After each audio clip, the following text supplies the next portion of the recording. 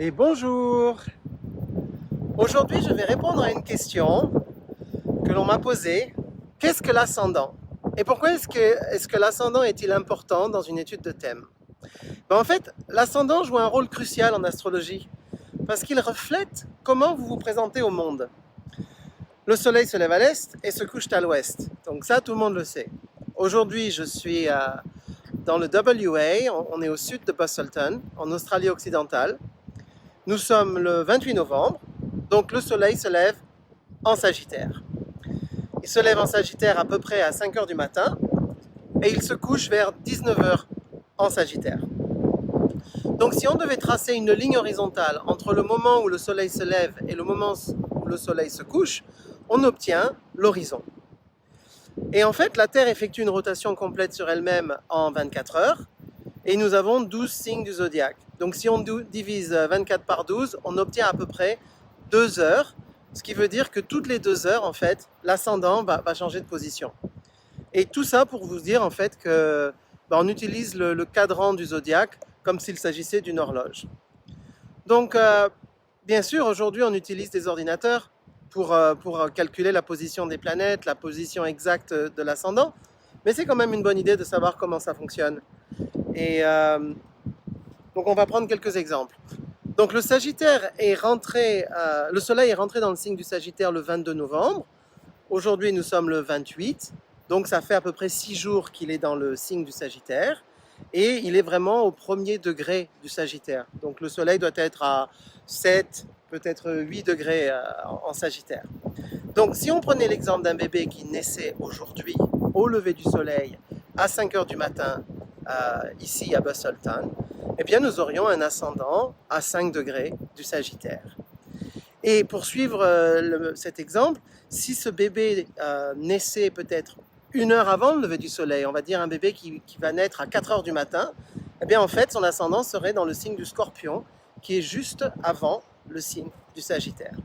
Donc à ce stade, vous vous demandez pourquoi est-ce que l'ascendant est-il si important dans une étude de thème?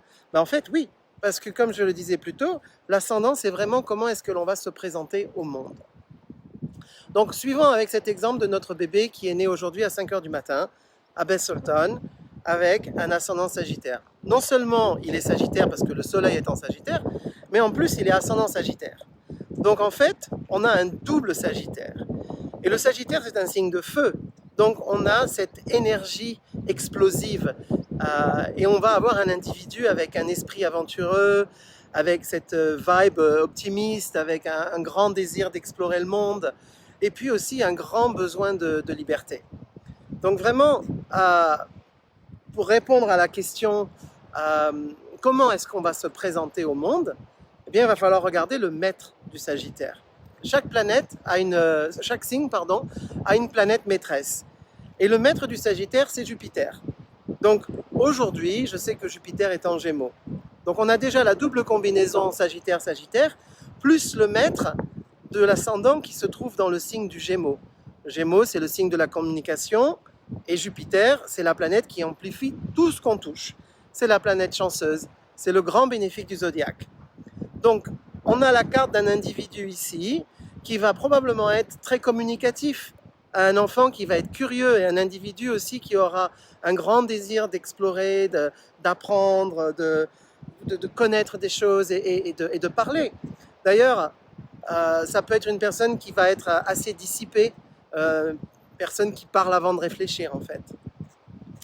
Donc ça c'est pour notre Sagittaire, ascendant Sagittaire avec le maître en Gémeaux. Maintenant si je reprends l'exemple du bébé qui serait né 1 heure avant le lever du soleil, en fait il serait ascendant Scorpion. Donc déjà on n'a pas le même maître et ensuite on n'a pas du tout les mêmes éléments. Parce que le Sagittaire c'est un signe de feu et le Scorpion c'est un signe d'eau. Et l'eau et le feu ça ne fonctionne pas ensemble. L'eau éteint le feu. Donc ici on a une combinaison avec 2 éléments qui ne se mélangent pas et il y a comme une énergie de tiraillement. Le Sagittaire, par définition, veut toujours apprendre et veut toujours explorer le monde, mais le Scorpion, lui, c'est plutôt une énergie de transformation, c'est beaucoup plus intense. Et l'énergie du Scorpion, il va aller finalement explorer les choses en profondeur. Et le Scorpion, il a aussi besoin de contrôle. Donc quand on a cette combinaison Sagittaire-Scorpion, on va avoir un individu beaucoup plus sérieux, avec une énergie beaucoup plus introspective. Et en fait, cet enfant, cet individu, il va être beaucoup plus observateur. J'ai besoin de connaître la vérité, je dois réfléchir avant de m'exprimer. Donc comment est-ce que cette personne, Sagittaire-Scorpion, va pouvoir se réaliser? Bien, une fois de plus, il va aller falloir chercher le maître du signe. Mais ici, le signe, c'est le Scorpion. Et donc, on n'a pas le même maître. Le maître du Scorpion, c'est Pluton. Et Pluton, ben, c'est la planète de la transformation, c'est la planète de la mort et de la résurrection. Et on sait que Pluton vient de rentrer dans le signe du Verseau. D'ailleurs, je dois toujours faire une vidéo à ce sujet, je vais la faire. Donc le Verseau, c'est vraiment le signe du changement, c'est le signe du collectif, c'est le signe de l'innovation. Donc notre petit bébé qui est né à 4 heures du matin, eh bien, déjà il arrive avec cette vision visionnaire. Hein, c'est une combinaison en fait qui s'accompagne d'une énergie de transformation. Et puis on va avoir un enfant et un individu avec une très forte présence, parce que Pluton c'est une planète forte. Donc en grandissant, on va peut-être avoir un individu qui aura des qualités de leader naturel, un enfant et un individu qui sera peut-être pas conventionnel, et puis qui va sûrement être intéressé par tout ce qui est changement collectif et tout ce qui est innovation.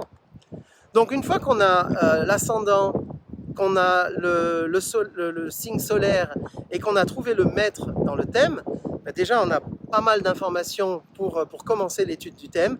Il nous manque la Lune. Dès qu'on aura la Lune, on aura finalement les Big Three, les trois points majeurs dans l'étude du caractère d'une personne. Parce qu'en fait, avec ces 3 points, finalement, on aura la carte et on saura exactement qui on est, comment est-ce qu'on se réalise, et qu'est-ce qui nous procure un sentiment de sécurité émotionnelle, ou qu'est-ce qui nous rend heureux. Bon, ça ne s'arrête pas là. Après, bien évidemment, il faut ajouter toutes les autres planètes. Ensuite, il faut comprendre le mécanisme sous le thème, en fait. Et pour ça, on a des techniques, on utilise les croix, on utilise les lunes noires, on utilise les nœuds lunaires pour comprendre le parcours de l'âme. Et voilà. Donc, en fait, monter un thème, c'est pas quelque chose de facile, ça prend du temps, mais en même temps, c'est fascinant et on adore faire ça. Voilà. Donc si vous avez des questions ou si vous souhaitez que j'explique quelque chose, ben, n'hésitez pas à me le demander en commentaire.